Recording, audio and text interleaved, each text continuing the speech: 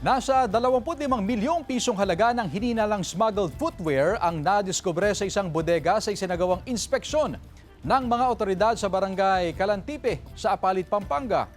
Isinagawa ang inspeksyon batay sa isang letter of authority na inilabas ng Bureau of Customs.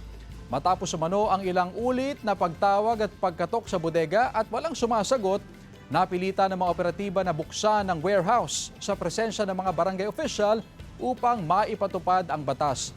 Isinailalim sa masusing inspeksyon at verifikasyon ang mga nakumpiskang produkto upang matukoy kung may paglabag sa umiiral na customs laws and regulations.